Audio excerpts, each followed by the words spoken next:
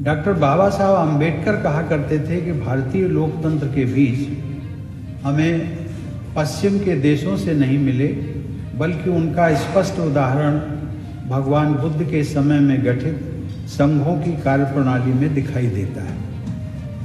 आज के उत्तर प्रदेश में स्थित कौशाम्बी और श्रावस्ती में प्राचीन काल में ही वैसी लोकतांत्रिक व्यवस्था के उदाहरण मौजूद थे जिनका उल्लेख डॉक्टर बाबा साहब ने संविधान सभा के अपने ऐतिहासिक भाषण में किया था। आज आप सभी जनप्रतिनिधिगण उस प्राचीन लोकतांत्रिक विरासत के उत्तराधिकारी हैं। यह आप सबके लिए गौरव की बात है। साथ ही आप सबके ऊपर भगवान बुद्ध और बाबा साहब डॉक्टर आम्बेडकर के आदर्शों को आगे बढ़ाने की जिम्मेदारी भी है। सामाजिक समावेश की दृष्टि से यह एक अच्छी उपलब्धि है कि वर्तमान विधानमंडल में समाज के विभिन्न वर्गों के प्रतिनिधित्व का दायरा कहीं अधिक व्यापक हुआ है। लेकिन मुझे बताया गया है कि उत्तर प्रदेश की विधानसभा में महिला सदस्यों की संख्या 47 है।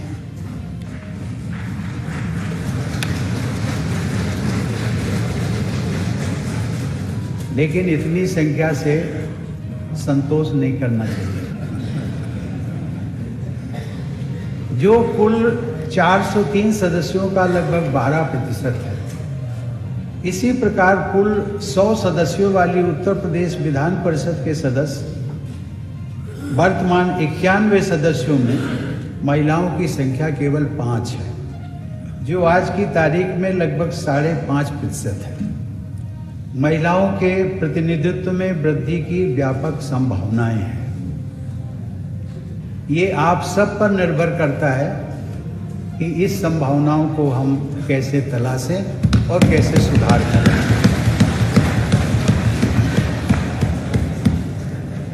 आदरणीय सदस्यगण, इतिहास के हर दौर में उत्तर प्रदेश एक अग्रणी राज्य रहा है। भारत की संविधान सभा में भी सबसे अधिक प्रतिनिधि इसी राज्य से गए। राष्ट्रव्यापी राजनीति के संदर्भ में उत्तर प्रदेश के लिए इससे बढ़कर गर्व की बात क्या हो सकती है कि इस राज्य से लोकसभा के लिए निर्वाचित सांसदों में से 9 प्रधानमंत्रियों ने अब तक देश को नेतृत्व प्रदान किया। जवाहरलाल नेहरू के रूप में देश को पहला प्रधानमंत्री तथा इंदिरा गांधी के रूप में प्रथम महिला प्रधानमंत्री देने का गौरव भी उत्तर प्रदेश को ही जाता है।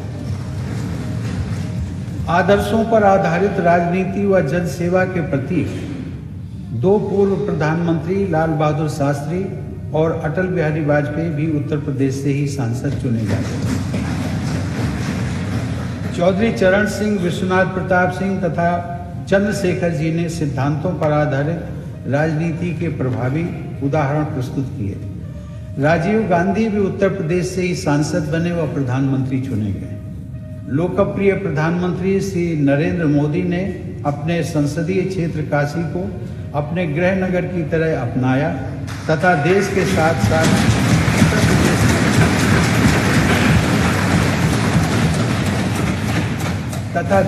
साथ साथ उत्तर प्रदेश के चौमुखी विकास को नए आयाम प्रदान किए।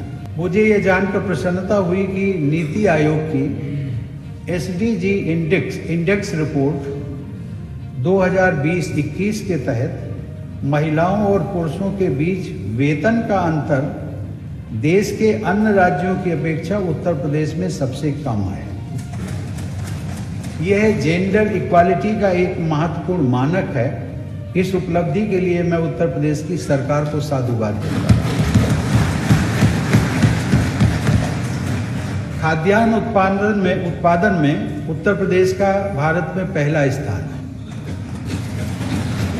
इसी प्रकार आम, आलू, गन्ना व दूध के उत्पादन में भी उत्तर प्रदेश देश में प्रथम स्थान पर है।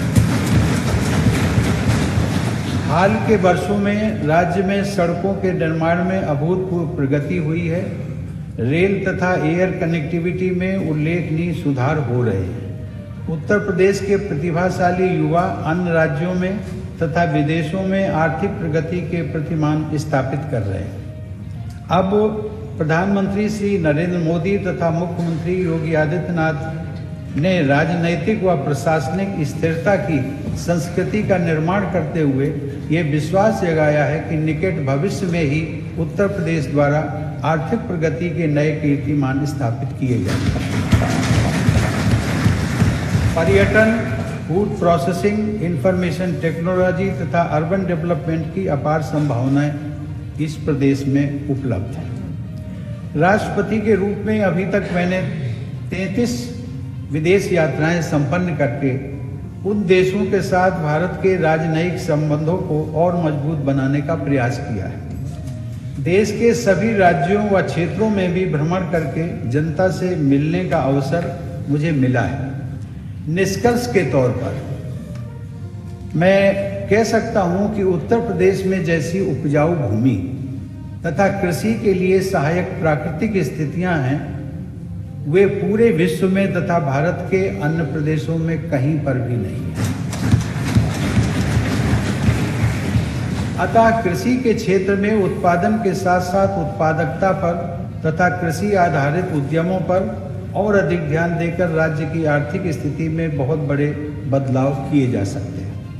मुझे यह देखकर खुशी होती है कि वर्तमान में केंद्र एवं राज्य की सरकारें मिलकर इस दिशा में निरंतर प्रयत्नशील हैं। हमारे चैनल को लाइक, शेयर और सब्सक्राइब जरूर करें और नई अपडेट्स के लिए बेल आइकन दबाना ना भूलें।